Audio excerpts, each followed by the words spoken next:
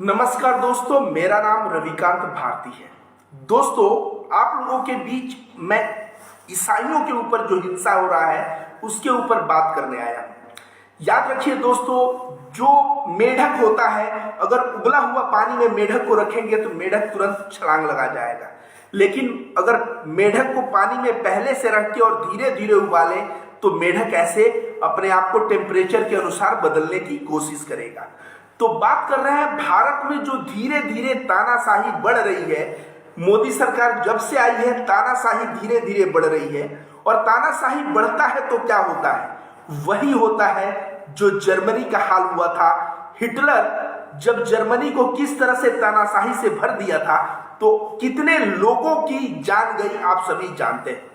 मैं आप लोगों के बात शुरू करने के पहले एक आदमी का नाम बता दूं जिसका नाम है मार्टिन न्यूमोलर। आदमी का नाम क्या है? मार्टिन न्यूमोलर। और यह व्यक्ति जब यहूदियों को मारा गया, जर्मनी का व्यक्ति है, मरने के पहले एक कविता लिखा है। बोल रहा है उस कविता में कि जब यहूदी को मारा गया तो मैं कुछ नहीं बोला क्योंकि मैं यहूदी नहीं था।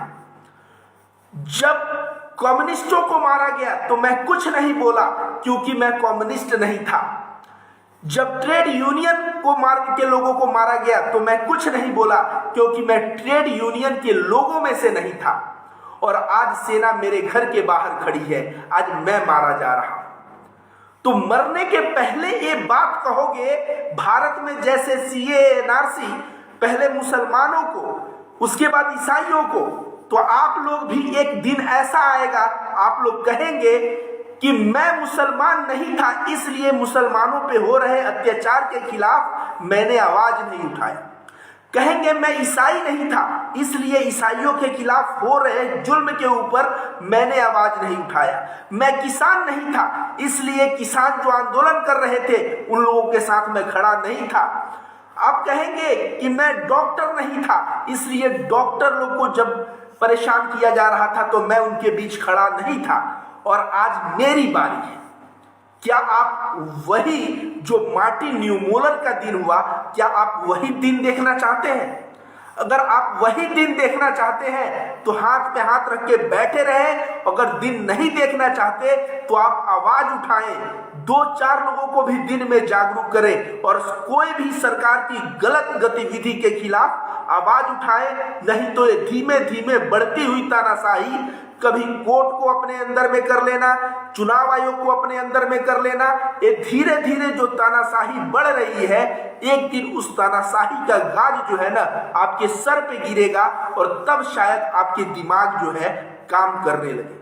आइए दोस्तों बात करते हैं ईसाइयों के ऊपर। जो 25 दिसंबर को ईसाई जो है मना रहे थे तो बहुत जगह हिंसा हुई है, झड़प हुआ है। इसके ऊपर मैं बात करूंगा। 171 वर्ष पुराना ईसा मसीह का एक मूर्ति को तोड़ दिया गया है, इसके ऊपर मैं बात करूंगा।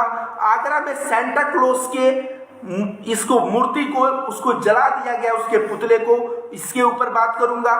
तमाम जगह हिंदू लोग क्रिसमस मना रहे थे तो उनको भी मारा पीटा गया है। तो मैं बात करूंगा कि ईसाई हिंसा आखिर क्यों हो रही है। अब देखिए कारण क्या है। ये लोग कह रहे हैं कि ये लोग धर्मांतरण करवाते हैं, ये दलितों को ईसाई बनाते हैं, ये आदिवासियों को ईसाई बनाते हैं। अब ये हिंसा शुरू कब से हुई दोस्तों? 22 जनवरी 1999 में ओडिशा में एक ग्रहम स्टेन नामक ईसाई मिशनरी था ऑस्ट्रेलिया का, जो आके यहाँ बच्चों को स्वास्थ्य और शिक्षा पे कार्य कर रहा था। उस बंदे को बजरंग दल के द्वारा जिंदा जला दिया गया। उसका 10 वर्ष का एक लड़का भी जिंदा उसमें जल गया, 6 वर्ष का लड़का। वे लोग भागने का बच्चे प्रयास कर रहे थे, उनको भागने नहीं दिया गया और उनकी गाड़ी को जलाया गया था, उसी में वो मर गए। अब उस वक्त सरकार थी भारतीय जनता पार्टी की और एल.के. आडवाणी ने एक वाधवा कमीशन बैठाया और वाधवा कमीशन का रिपोर्ट आता है कि जो ग्रैम स्टेन थे ये कभी भी धर्मांतरण नहीं किए हैं। ये जिन जिन इलाके में काम किए हैं वहां ईसाइयों की संख्या में कोई वृद्धि नहीं है।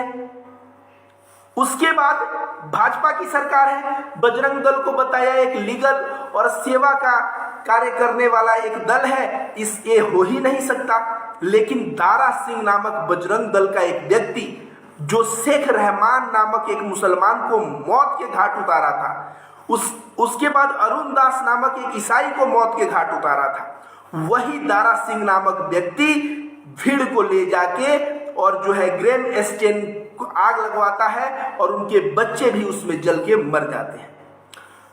तो बजरंग दल का हाथ नहीं है और बजरंग दल का आदमी ही ये कार्य कर रहा है। आप समझ सकते हैं भारतीय जनता पार्टी की किस तरह की मानसिकता शुरुआत से ही रही है। अब आप लोगों से मैं पूछना चाहूंगा दोस्तों, जब भारत में इस सुप्रीम कोर्ट ने जब देखा गया इस दारा सिंह को फांसी की सजा हो गई थी, तो मामला फिर से सुप्रीम कोर्ट में गया और सुप्रीम कोर्ट कहता है कि ग्रेम एस्टेन जिनकी हत्या हुई है, ये दारा सिंह उनको एक सीख देने गया था, लेसन देने गया था, उस लेसन देने के दौरान ही उनकी मौत हो गई 2 बच्चों के साथ, तो इसको फांसी की सजा बहुत हो जाएगी, इसको उम्र कैद में तबादला किया जाता है।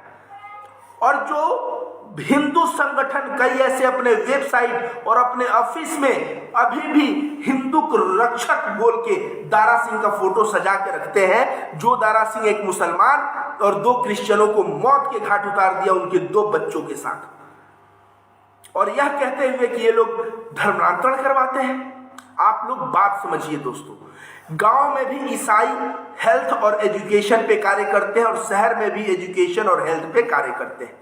आप देखेंगे प्रत्येक शहरों में इनके सेंट थॉमस, सेंट एगस्टिन नामक स्कूल मिल जाएंगे और इनके हेल्थ सेंटर भी मिल जाएंगे। मैं प्रयागराज इलाहाबाद में रहता हूं। प्रयागराज में नाजरत अस्पताल है, उस अस्पताल का सेवा आरएसएस संघ के लोग भी लेते हैं। मैं बता दूं विश्व हिंदू परिषद के लोग भी लेते हैं, बजरंग दल के भी लोग लेते हैं, क्योंकि सस्ते में अच्छी क्वालिटी की वे लोग सेवा देते हैं, हेल्थ का उपचार करवाते हैं अच्छे अच्छे डॉक्टरों से।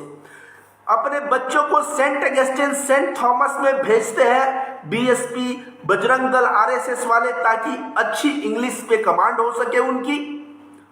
लेकिन इनको तकलीफ तब होता है जब गांव के आदिवासी और दलित लोगों को ये शिक्षा देते हैं, और शिक्षा देने का परिणाम क्या होता है? जल जंगल जमीन की मांग उठने लगती है, अपने अधिकारों की मांग उठने लगती है। तो आदिवासी जो एक गुलाम तबका है, उसको तुम इंजीनियर बनाओगे, डॉक्टर बनाओगे, उसको तुम जो है उसके अधिकारों के लिए अवेयर करोगे, परिणाम क्या होगा? परिणाम इन संघियों को और बजरंग दल वालों को अच्छा नहीं लगेगा और धर्मांतरण के नाम पे इसी तरह से हिंसा होगा। जी हाँ, मैं कह दूं धर्मांतरण तो एक बहाना है। आदिवासी शिक्षा पा रहा है, दलित शिक्षा पा रहा है, अपने अधिकारों की आवाज उठा रहा है, और ये जो है ये विश्व हिंदू परिषद और बजरंग दल के लोगों को पसंद नहीं। 1971 के जनगणना के अनुसार दोस्तों मैं आपको बता दूं, ईसाइयों की संख्या 2.6% थी। 1981 में 2.44%, 1991 2.34%, 2001 2.30%, 2011 2.30%। मतलब 1971 में 2.60% से 2011 में 2.30% जिनकी संख्या हो गई है, क्या यह संख्या जो है बहुत बड़ी संख्या हो गई है? आपको पता है ईसाई धर्म भारत में कब आया था? सन 52 में। सन 52 मतलब आज से 1970 वर्ष पहले ईसाई धर्म भारत में आ चुका था। मतलब अमेरिका और इंग्लैंड से भी पहले ईसाई धर्म भारत आया था। किसके साथ? Saint Thomas. जब मालाबार तट पे सेंट थॉमस उतरे थे तो ईसाई धर्म तब से, और ये 1952 सालों में ईसाई इतना फैला है कि उसकी संख्या कितना है? 2.3%। अगर फैला होता तो आज तो 80% रहते। लेकिन अब इन लोगों को कहना है धर्मांतरण करते हैं, तो धर्मांतरण करते हैं तो संख्या बढ़नी चाहिए, परसेंटेज बढ़ना चाहिए, लेकिन परसेंटेज तो कम होता जा रहा है। आप लोगों को एक बात बता दूं, एक चीज आप लोग समझ जाइए, भारत का संविधान जो है ना, एक किसी भी धर्म को अपनाने और धर्म को प्रचार करने की पूर्ण रूप से स्वतंत्रता देता है। अगर कोई हिंदू है तो अपना गीता का प्रचार करे, उपनिषद का प्रचार करे, कोई मुस्लिम है तो अपने इस्लाम का प्रचार करे, कोई क्रिश्चियन है, ईसाई का, बौद्ध धर्म वाले अपने बौद्ध धर्म का प्रचार करें। चार लोग अपना अपना धर्म का प्रचार करें। जो धर्म लोगों को अच्छा लगेगा उस धर्म में लोग समाहित होंगे। अगर मैं एक कपड़े का दुकान खोलूं और बाकी सबकी दुकान में मार मार के बंद करवा दूं तो फिर मैं खराब क्वालिटी का भी कपड़ा दूंगा तो लेना पड़ेगा ना। तो हिंदू धर्म में क्वालिटी है, उस क्वालिटी गीता के पाठ को आगे बढ़ाओ, उपनिषद को आगे बढ़ाओ, बताओ हिंदू धर्म क्या कहता है। तब हिंदू धर्म, आप हिंदू धर्म का प्रचार करो, आप हिंदू धर्म को अपनाओ। लेकिन भारत के संविधान के अनुसार हर एक व्यक्ति अपने मजहब का प्रचार करे और अपनाए, उसमें कोई तकलीफ नहीं होनी चाहिए। लेकिन आए दिन मौलाना जहांगीर, मौलाना उमर गौतम, मौलाना कलीम, ऐसे कई मौलानाओं को अंदर कर दिया जाता है धर्म का नाम देके कि ये धर्म परिवर्तन करवा रहे थे।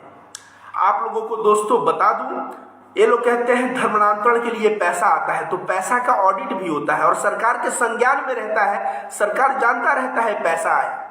आप आरएसएस का आज तक ऑडिट नहीं हुआ है दोस्तों, बता दें। आरएसएस के पास, विश्व हिंदू परिषद के पास इतने फंड जो है ये लोग घपला किए हैं ना, उसका प्रमाण है।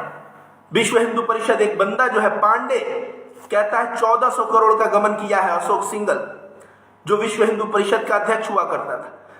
तो विश्व हिंदू परिषद, आरएसएस, ये लोग कितना भी गमन कर दे हिसाब नहीं दे चलेगा। क्यों? क्योंकि ये लोग सरकार को लाने में भारतीय जनता पार्टी की पूरी मदद करते हैं, हिंसा फैलाने में मदद करते हैं, हिंदू वोट को पोलराइज करने में मदद करते हैं। लेकिन जहां बात आती है मुसलमान और ईसाइयों की, वहीं पे बात खराब हो जाती है। आप बताइए, ये जय श्री राम आरएसएस वाले कहते हैं, तो राम जब हम हिंदुओं के देवता हैं तो आदिवासी और दलितों के देवता होने चाहिए कि नहीं? राम आदिवासी और दलितों के देवता भी राम होने चाहिए। लेकिन ये लोग क्या प्रोपोगेट करते हैं? दलितों के देवता हनुमान है, दलितों के देवता सबरी माँ है। अब सबरी माँ हनुमान, अब हनुमान, राम भक्त हनुमान कहा जाता है, राम भक्त हनुमान। मतलब अगर आरएसएस वाले जय श्री राम बोल रहे हैं और दलित को बोल रहे हैं जय हनुमान बोलो, इसका मतलब तुम उनका सेवक बन के रहो। ये सबरी माता को प्रमोट करते हैं, तो सौरी माता को प्रमोट करते हैं आप। जो है वही मैं कह रहा हूं कि आरएसएस जय श्री राम कर रहा है, तो दलितों को भी और आदिवासियों को भी जय श्री राम के तहत ये करो। तो वहां पे इनके देवता हनुमान जी, तो सौरी माता बनाई जाती है। आप लोगों को बात एक कह दूं दोस्तों, आरएसएस और संघियों का एक बहुत पुराना नारा रहा है। वो लोग कहे हैं पहले कसाई फिर ईसाई। पहले कसाई का मतलब पहले मुसलमान, और फिर ईसाई मतलब फिर ईसाई। मतलब दंगा और हिंसा मुसलमानों से शुरू करना है और ईसाइयों तक भी ले जाना है।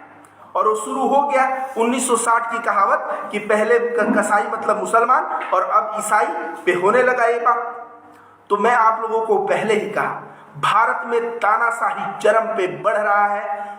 इसलिए मीडिया, इसलिए देखेंगे जुडिशियल हाउसेस, इसलिए आप देखेंगे हर इलेक्शन कमीशन, हर एक चीज देखेंगे भारतीय जनता पार्टी के इर्द गिर्द घूम रही है। और ये इर्द गिर्द जो भारतीय जनता पार्टी के घूम रही है, ये भारत देश में थोपे जाने वाले तानाशाही का एक बहुत बड़ा प्रमाण है दोस्तों। इसलिए मैं कहूंगा कि आप मार्टिन न्यूमोलर न बने। आप न कहें कि यहूदी को मारने आया था तो मैं यहूदी नहीं था इसलिए आवाज नहीं उठाया, मैं कम्युनिस्ट नहीं था तो आवाज नहीं उठाया, मैं ट्रेड यूनियन वाला नहीं था तो मैं आवाज नहीं उठाया। आप आवाज उठाइए, सीए एनआरसी के खिलाफ आवाज उठाइए, किसानों के बिल के खिलाफ आवाज उठाइए। आप हर एक बिल के खिलाफ, हर एक चीज के खिलाफ जो भारत के नागरिकों के हित में नहीं है, जो भारत के नागरिकों के शोषण के लिए बनाई जा रही है, जो भारत के संविधान के साथ खिलवाड़ किया जा रहा है, उसके ऊपर आवाज उठाइए। और नहीं तो एक समय ऐसा आएगा कि आप भी रोएंगे और रोते रोते कविता लिखेंगे। तमाम भक्त, मैं देख रहा हूं बैंक कर्मचारी लिख रहे हैं कि मैं मोदी को वोट देके बहुत गलत किया। तो आज उनको पता चल रहा है, एक दिन आपको भी पता चलेगा। इसलिए समय रहते जग जाइए। कोई कमेंट हो तो करिए दोस्तों, कोई बातें हैं तो पूछिए, नहीं तो धन्यवाद।